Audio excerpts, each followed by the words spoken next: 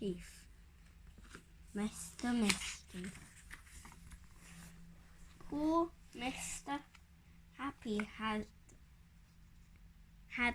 a tiring day, rushing here and there and back again. Cheering people up was hard work. Phew, he sighed as he went into his house and sat down for a well-earned rest on the kitchen chair.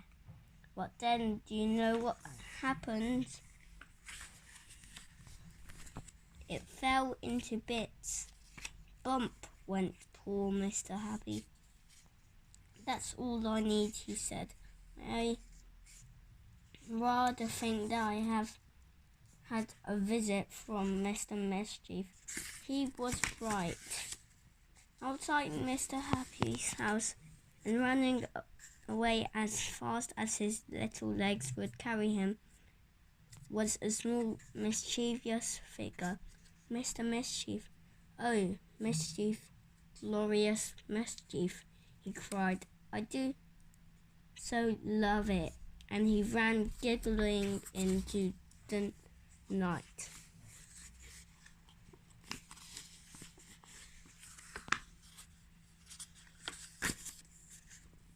The next morning, there was a knock at Mr. Greedy's front door, but when he went to answer it, there was nobody there. But what was there was a box, and inside the box, a large chocolate cake filled with cream and the most delicious-looking pink icing. Mr. Greedy's eyes gleamed. He licked his lips and shut his eyes and opened his mouth and took a large bite. The chocolate wasn't chocolate, it was mud. The cream inside wasn't cream, it was cotton wool. And that delicious-looking pink icing wasn't icing at all. It was toothpaste.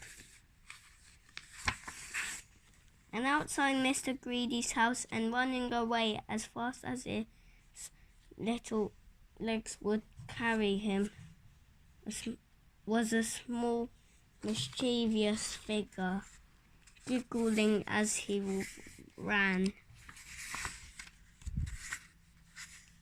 That's not all. That very same morning, Mr. Funny discovered that someone had filled his hat with treacle. Very sticky treacle. Can you guess who that somebody might have been? However,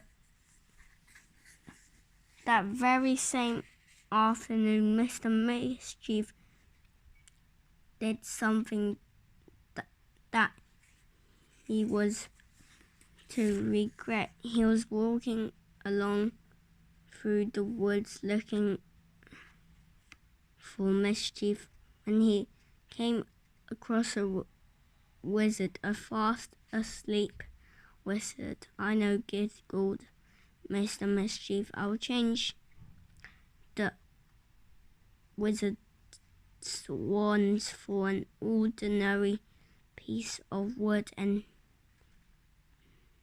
then he can't do any magic. He grinned a mischievous grin and crept quietly towards the slumbering wizard. Mr. Mischief reached carefully out and seized the wizard's magic wand, but what he didn't know was that wizards' wands don't like to be seized. Help strike the wand into a high, shrill voice and awakened the wizard, who seized Mr. Mischief by his nose, which was extremely painful. Let go of my node, cried Mr. Mischief. I know who you are, said the wizard. You're that Mr. Mischief who soared through poor Mr. Happy's chair legs. And he continued, baked a rather unusual cake for poor Mr. Greedy, and he went on, put treacle in poor Mr. Funny's hat. I've been hearing all about you, he added. Let go by node, cried Mr. Mischief again. Very well, said the wizard, but don't believe that you could get away with being as mischievous as that.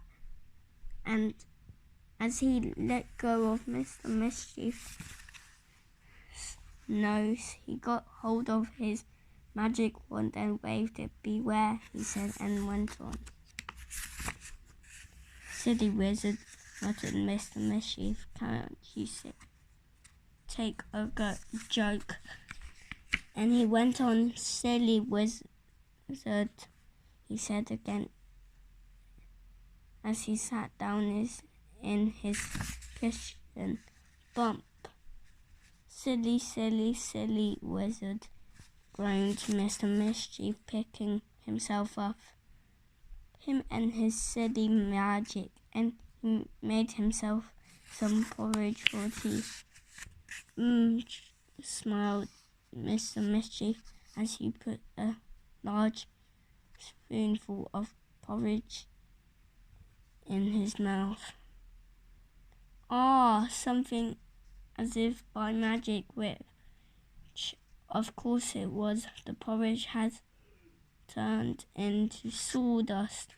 Oh dear, spluttered Mr. Mischief. Perhaps I had better not get up to quite so much mischief in future after all.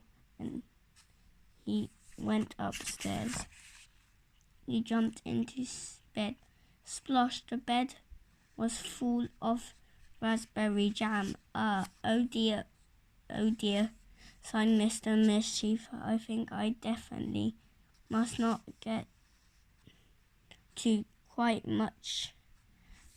so much mischief in future. And you know something?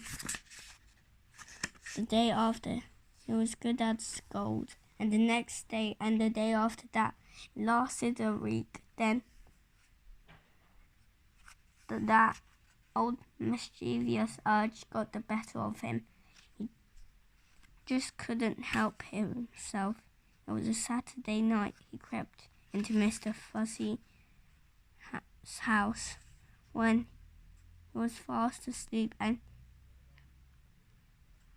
can you guess what he did? Oh, what a beautiful piece of perfect mischief, he cried as he ran giggling home. He cut off half of Mr. Fuzzy's mustache. Isn't that terrible? Poor Mr. Fuzzy. He was absolutely horrified when he awoke and found out. But even that terribly piece of mischief is not the end of Mr. Mischief's story. So, before you read this last page, just take a look out of the window. Go on. You can't see a small mischievous finger anywhere about. Can you? Are you sure?